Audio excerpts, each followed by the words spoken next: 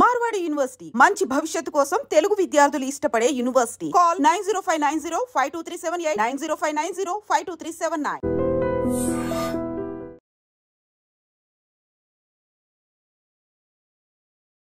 ఇప్పుడు అసలు హాస్పిటల్స్ అంటేనే నమ్మకం లేని పరిస్థితి, అట్లాగే భయపడిపోయే పరిస్థితి వచ్చింది అనుకోవచ్చు. ఎందుకంటే ఇప్పుడు నేను చెప్పే సంఘటన కూడా అట్లాంటిదే. పాపం వీళ్ళకి ఒక 7 ఏళ్ల తర్వాత పిల్లలు కలగబోతున్నారు అని ఆ శుభవార్త తెలిసిన తర్వాత చాలా అంటే చాలా జాగ్రత్తగా ఇప్పుడు ఆ డెలివరీ కాబోయే ఎవరైతే అమ్మాయి ఉందో ఆమెను చాలా అంటే చాలా జాగ్రత్తగా అపురూపంగా చూసుకున్నారు. ఎందుకంటే 7 ఏళ్ల తర్వాత గర్భం దాల్చింది. ఆ తర్వాత 5వ నెల పడ్డ తర్వాత 2 అంటే కవల పిల్లలు మీకు జన్మించబోతున్నారు. ఇంకా జాగ్రత్తగా ఉండాలి. ఎందుకంటే 7 ఏళ్ల తర్వాత పిల్లలు పుట్టబోతున్నారు కాబట్టి పూర్తిగా బెడ్ రెస్ట్ తీసుకోండి అన్నటువంటి మాట చెప్పడమే కాకుండా ఈ హాస్పిటల్ వాళ్ళు అంటే గర్భసంచి కిందగా ఒక 3-4 కుట్లు కూడా వేసినట్టుగా కూడా ఇప్పుడు ఈ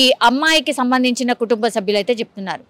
ఇది ఎక్కడ జరిగిందంటే రంగారెడ్డి జిల్లా ఇబ్రహీంపట్నంలో ఉన్నటువంటి ఒక ప్రైవేట్ హాస్పిటల్ విజయలక్ష్మి హాస్పిటల్లో ఈ ఇన్సిడెంట్ అయితే జరిగింది.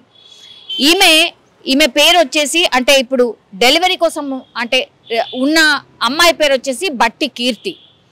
సో పెళ్ళైన 7 ఏళ్ల తర్వాత వాళ్ళకు పిల్లలు కలగబోతున్నారు కాబట్టి డాక్టర్ దగ్గరికి వెళ్ళి ఎవ్రీ మంత్ చెకప్ చేయించుకొని టెస్టులు చేయించుకున్నప్పుడు ఇప్పుడు ఇక్కడ ఈ విజయలక్ష్మి ఆసుపత్రిలో ట్రీట్మెంట్ ఇస్తున్నటువంటి డాక్టర్ ఎవరంటే డాక్టర్ అనుషారెడ్డి. సో ఆమె పర్యవేక్షణలోనే ఈ అమ్మాయికి సంబంధించి ట్రీట్మెంట్ అయితే జరుగుతోంది. సో 5 నెలల నుంచి ఆమె డాక్టర్ దగ్గరికి రావడం, ఆ తర్వాత మీకు కవలలు పుట్టబోతున్నారమ్మా, కొంచెం జాగ్రత్తగా ఉండాలి, bed rest totally bed rest ఉండాలి, ఏ పని కూడా చెయ్యొద్దు, మీరు బెడ్ రెస్ట్ తీసుకోవడమే కాక కొంచెం గర్భసంచి లూజ్గా ఉంది కాబట్టి మీకు కొంచెం స్టిచెస్ వేయాల్సి వస్తుంది కింద వైపుగా అంటే ఆ స్టిచెస్ కూడా వేయించేశారు. వేయించిన తర్వాత ఇక కంప్లీట్లీ బెడ్ రెస్ట్ అనమాట. అలా కుటుంబ సభ్యులు పూర్తిగా ఆ అమ్మాయిని జాగ్రత్తగా చూసుకుంటూ ఉన్నారు. అయితే నిన్న ఆమెకు నొప్పులు వస్తున్నాయి, కొంత ఏదో పెయిన్ లాగా అనిపిస్తోంది అని అంటే డాక్టర్ అంటే ఈ హాస్పిటల్కి కన్సల్ట్ డాక్టర్కి కాల్ చేసినప్పుడు 4 గంటల ప్రాంతంలో కాల్ చేసినప్పుడు వాళ్ళు చెప్పారంట 4:20కి మీ రిపోర్ట్స్ ఏంటి, అసలు ఏంటి ఒక్కసారి పూర్తిగా నాకు కంప్లీట్గా ఆమె ప్రొఫైల్ అంతా పెట్టండి అని అంటే పూర్తిగా ప్రొఫైల్కి సంబంధించిన ఫొటోస్, ఆమె ట్రీట్మెంట్కి సంబంధించినవి అన్నీ కూడా వాట్సాప్లో ఈ హాస్పిటల్ సిబ్బందికి సెండ్ చేశారు.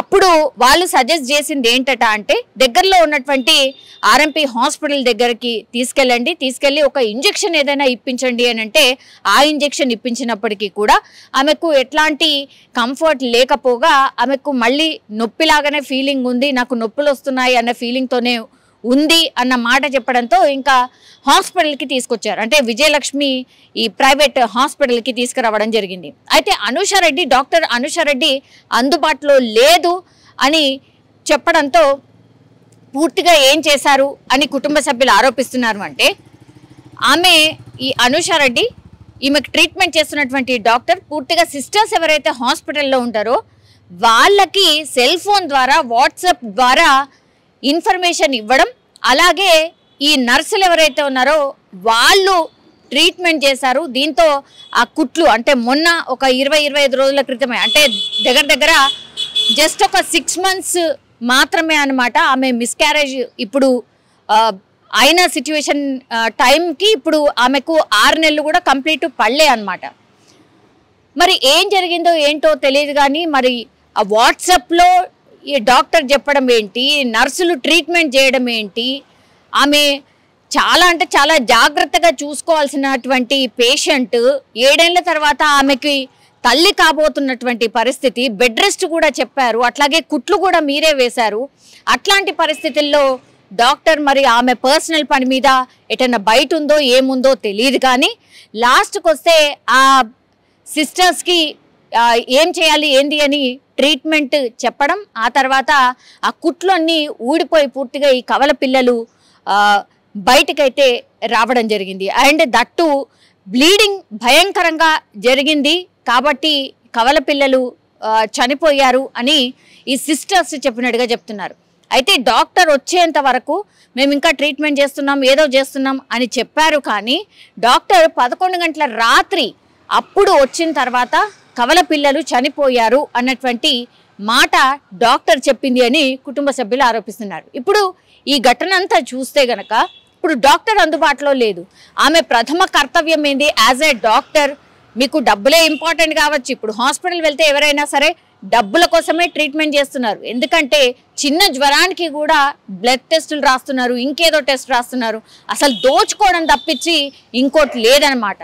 సో అందులో భాగంగానే అనుకోవచ్చు. ఇప్పుడు మీరు అందుబాటులో లేరు, వేరే ఇంకో హాస్పిటల్కి సజెస్ట్ చేయొచ్చు కదా.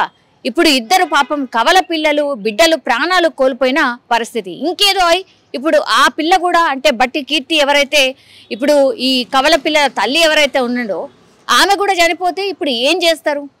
దీంతో బంధువులైతే పాపం వాళ్ళు ఏడుపు అంతా ఇంత కాదు. 7 ఏళ్ల తర్వాత పాపం వాళ్లకు పిల్లలు కలగబోతున్నారు అనే సంతోషమే అప్పుడే విషాదంగా నింపేశారు. ఇప్పుడు ఈ అన్నిటికీ కారణం ఏంటి అని అంటే హాస్పిటల్కి సంబంధించిన వైఫల్యం, అట్లాగే కేవలం కమర్షియల్ వైజ్గా ఆలోచిస్తున్నారు. కానీ వీళ్ళు పేషెంట్స్, వీళ్ళకు మంచి చెయ్యాలి, మనం కూడా మనుషులమే అని మానవత్వాన్ని మర్చిపోతున్నారు కొంతమంది డాక్టర్స్. అందులో ఉదాహరణనే ఇది అని కూడా చెప్పొచ్చు.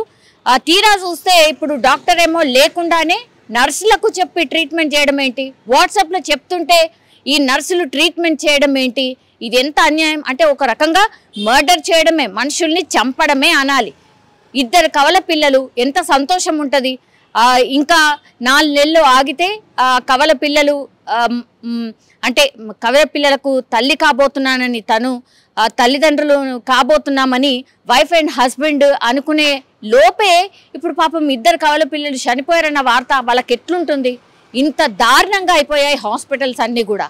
ఎన్ని కంప్లైంట్లు రేజ్ చేసినా, ఎంత చర్యలు తీసుకున్నా కూడా ఇట్లాంటి హాస్పిటల్స్ కోకొల్లలుగా గల్లీకొకటి పుట్టుకొస్తున్న పరిస్థితి కనిపిస్తోంది. ఇప్పుడు వాళ్ళు ఒకటే డిమాండ్ చేస్తున్నారు, మాలాగా ఇంకొకరికి కావద్దు కాబట్టి ఈ హాస్పిటల్స్ మీద చర్య తీసుకోవాల్సిందే. ఇట్లాంటి హాస్పిటల్స్ చాలా ఉన్నాయి, వీటన్నిటి మీద చర్యలు తీసుకోవాల్సిందే అని కుటుంబ సభ్యులు పాపం కన్నీరు మున్నీరుగా విలపిస్తూ చెప్పినటువంటి పరిస్థితి.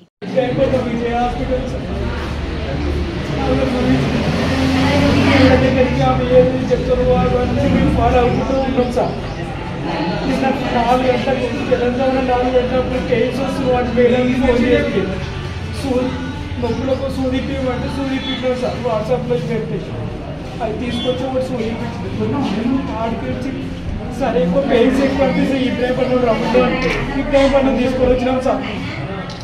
ఈ టైం పన్ను తీసుకొని వస్తే ఇక్కడ ఉన్న ఆయనతోటి ట్రీట్మెంట్ స్టార్ట్ చేసిన పిల్లలు సార్. గణేష్ మా నేడు ఇబ్రాహీంపట్నం మండలం, రంగారెడ్డి డిస్ట్రిక్ట్. నా మ్యారేజ్ అయ్యి 6 ఇయర్స్ అవుతుంది. 6 ఇయర్స్ అయిన తర్వాత ఇప్పుడు ప్రెగ్నెన్సీ కావడం జరిగింది. ప్రెగ్నెన్సీ అయినాక ఇక్కడ ఈ హాస్పిటల్లో విజయలక్ష్మి హాస్పిటల్లో తీసుకురావడం జరిగింది. ఇక్కడనే ట్రీట్మెంట్ కూడా చేయడం జరుగుతుంది. అందులో వీళ్ళు ఏవైతే స్కానింగ్లు టెస్టులు అవన్నీ వీళ్ళు ఏ విధంగా చెప్తారో ఆ విధంగా చేయడం జరిగింది.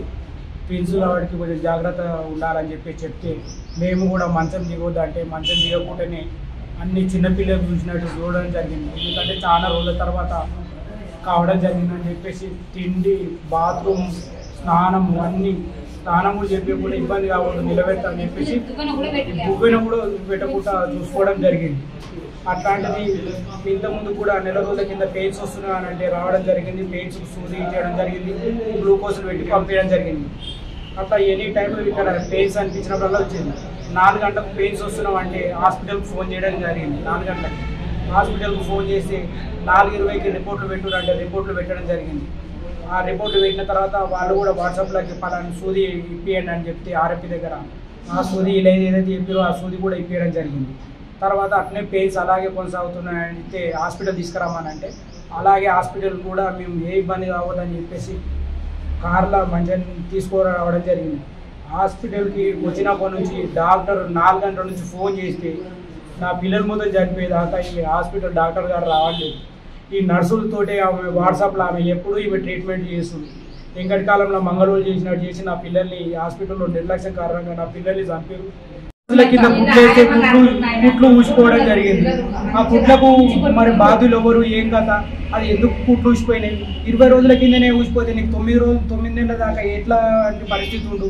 నువ్వు ఏ విధంగా ఈ పైసల మీద ఉన్న ప్రిఫరెన్స్ ట్రీట్మెంట్ మీద లేదు ఈ హాస్పిటల్లో.